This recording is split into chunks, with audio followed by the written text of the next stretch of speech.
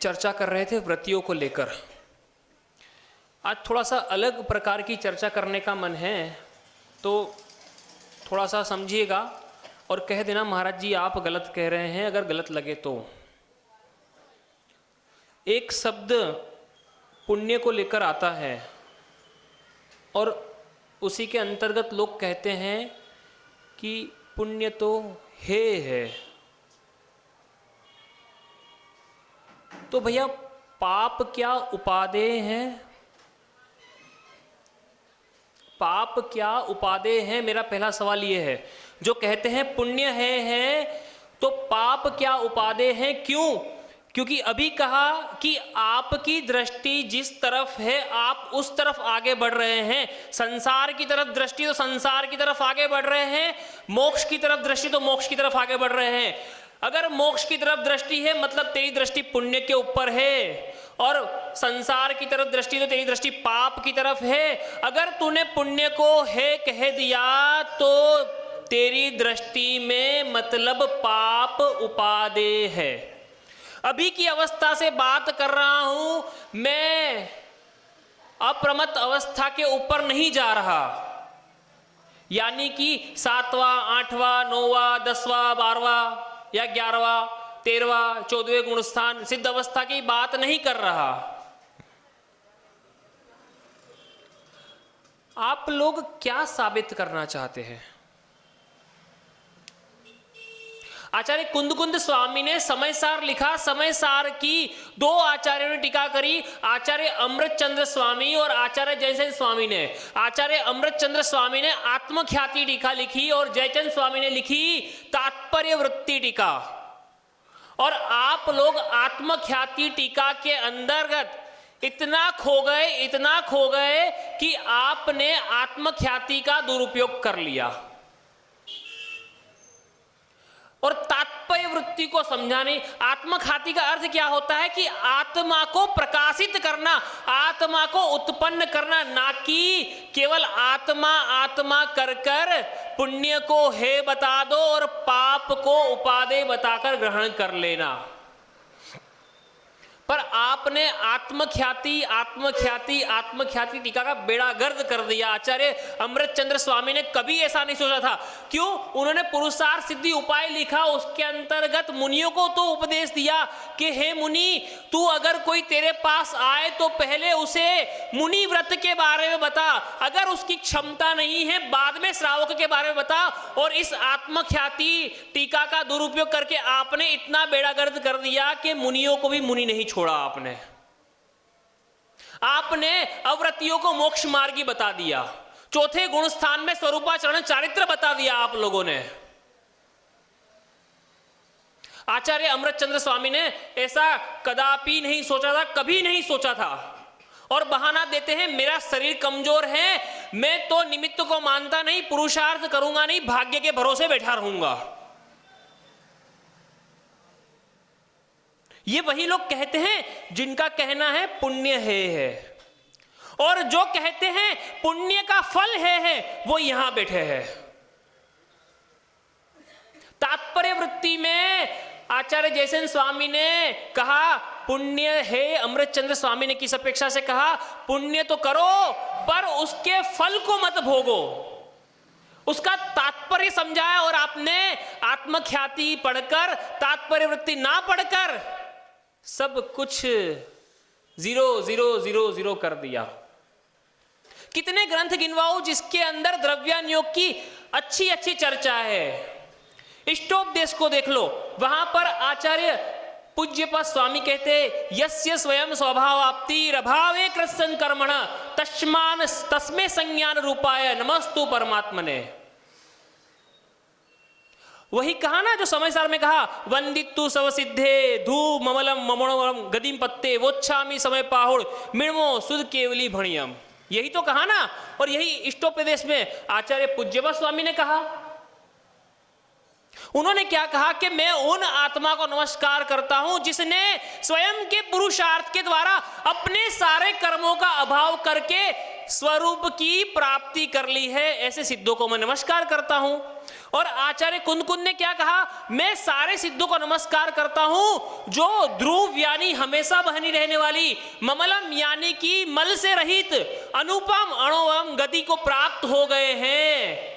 और ऐसे समय सार को आत्मा के सार को कहूंगा जो कि श्रुत केवलियों के द्वारा कहा गया है। क्या अंतर है दोनों मंगलाचरण में, आप मुझे बताइए। उसके बाद में समाधि तंत्र में आचार्य पूज्य स्वामी कहते हैं कि मैं उन सिद्धों का नमस्कार करता हूं जिन्होंने स्वयं को स्वयं के रूप में जाना है और शरीर आदि पुद्गल को पर के रूप में जाना है।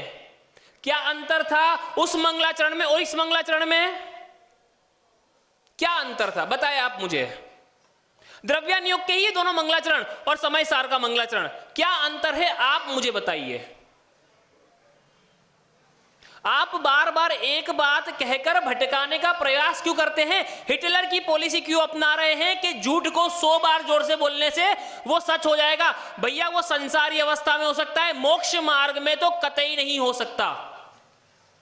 क्यों नहीं हो सकता? क्योंकि अभी कहा गया सम्यक चारित्रम प्रमाणम, सम्यक चारित्र प्रमाण है। और आगे आपने तत्वार्थ सूत्र के पहले अध्याय में सूत्र दिया प्रमाण नए अधिगम, ज्ञान को जानने के उपाय प्रमाण और नए हैं। तो ज्ञान को जानने का उपाय क्या है? सम्यक चारित्रम। मैं नहीं कह रहा, आगम में लिखा हुआ है, आप लोग आधा पढ़ते हो उससे आधा समझते हो और 200-400 गुना रिएक्ट करते हो। ये आपके क्षयोपशम छद्मस्त ज्ञान का प्रभाव है। मेरे भी मान लो, मेरे भी मान लो। देखो पुण्य के फल को हे बनाने वाले को, मेरे को अपने समान बना लिया जिसने, मैं उनकी चर्चा करता हूं। क्या उनका पुण्य का फल नहीं कि वो चौके में जाए और उनको 100 आइटम मिले? क्या उनका इतना पुण्य नहीं क्या कि वो जाए और चौके में 100 आइटम मिले? वो चले तो उनके आगे बैंड बाजा चले, पर उन्होंने कहा कि मेरा पुण्य तो है, पर मैं अपने पुण्य के फल को पापों में नहीं लगाऊंगा।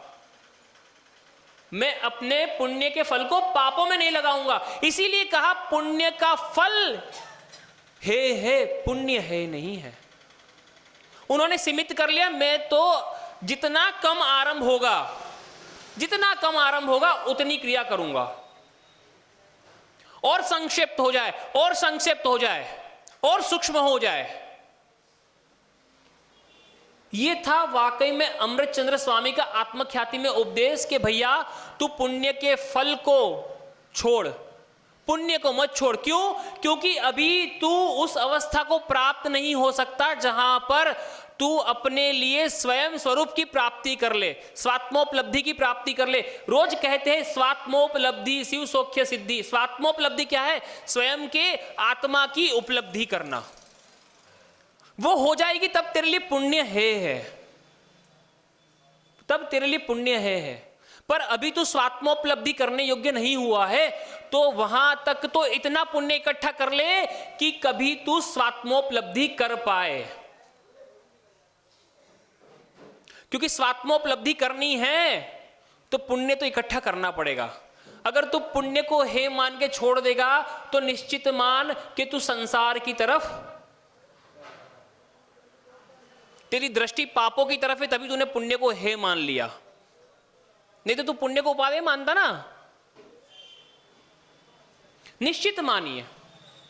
मैं मंगलाचरण इसीलिए कर रहा हूं आप लोगों के सामने अलग अलग, ताकि आप लोग समझ सके कि कोई अंतर नहीं किसी मंगलाचरण में। आचार्य नेमिचंद्र स्वामी क्या कहते हैं? जीवम जीवम दव्वम जिणवर वसेहण जैन निदिठम देवेंद्र विंद वंदम वंदे तम सवदा सिरसा।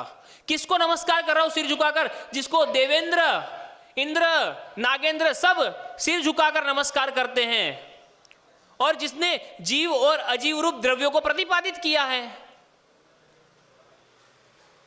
कहा ना वंदितु सर्व सिद्ध, आपने उसी में कहा ना नीचे मंगलाचरण में, सर्व सिद्धों को नमस्कार करता हूं। यहां भी नमस्कार कर रहा हूं, उनको ही तो नमस्कार कर रहा हूं। क्यों नहीं समझते कि बात वही है और आप एक चीज को पकड़कर आपने बस घुमा दिया है। काहे को?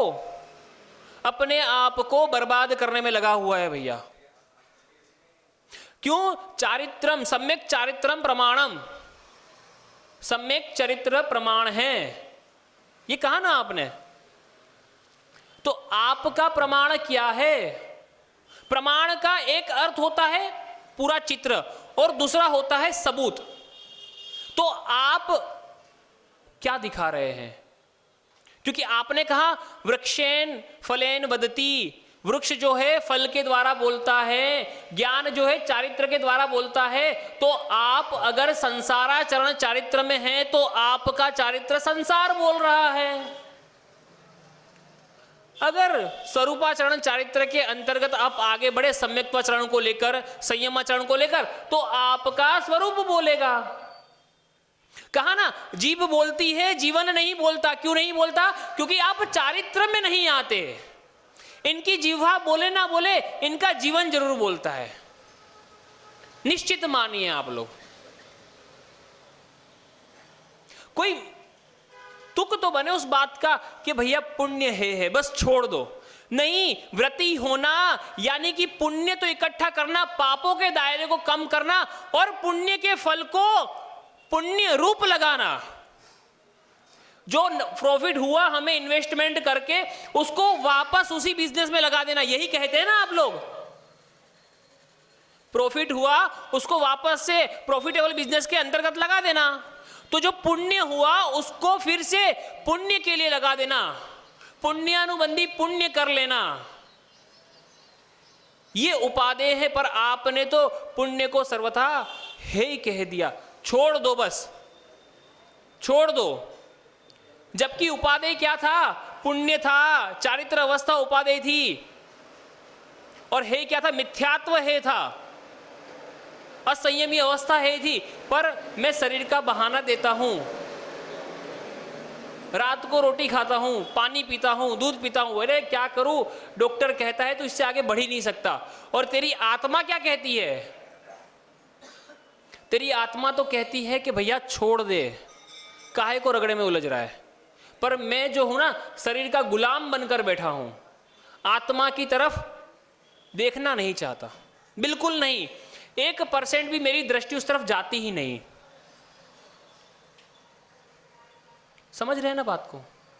तो सभी लोग प्रयास करें और अपने दिमाग को लगाए। जो प्रमाण नए अधिगम सूत्र लिखा है ना, उसको प्रयोग करें। ये आगम प्रमाण नहीं है, चारित्र ही प्रमाण है। क्यों? क्योंकि इसको तो आप मैनिपुलेट कर सकते हो, इसको तो आप मैनिपुलेट कर सकते हो, पर केवली भगवान के चारित्र को, तीर्थंकर भगवान के चारित्र को नहीं कर सकते। इसीलिए चारित्र प्रमाण है। और ज्ञान को जानने के रास्ते प्रमाण और नय के द्वारा है। तो ज्ञान भी चारित्र के द्वारा हो सकता है, आप जान सकते हैं। और चारित्र की सुबह एक बहुत अच्छी परिभाषा हुई, चर प्लस इत्र, यानी कि इत्र यानी जो अलग से दिख जाए, अलग, और चर यानी दिख जाए, जो अलग से दिख रहा है, दिख जाए वो चरित्र है। ये चरित्र है, ये अलग से दिख रहा है। और आप सब भी चरित्र है, हमें अलग से दिख रहे हैं आप सब? नहीं, चरित्र तो है, संसाराचरण है चाहे तो नहीं, संसाराचरण छोटे वाला नहीं। सम्यक्त्वाचरण की बात मत करो आप, संसाराचरण है, दिख रहा है हमें। और ये स्वरूपाचरण की तरफ आगे बढ़ने वाला है। जो दिख जाए, अलग से दिख जाए, वो चरित्र है। चर जमा इत्र, चरित्र। ठीक है ना? बोली देवादिदेव श्री आदिनाथ भगवान की, द्वादशांगी माता की।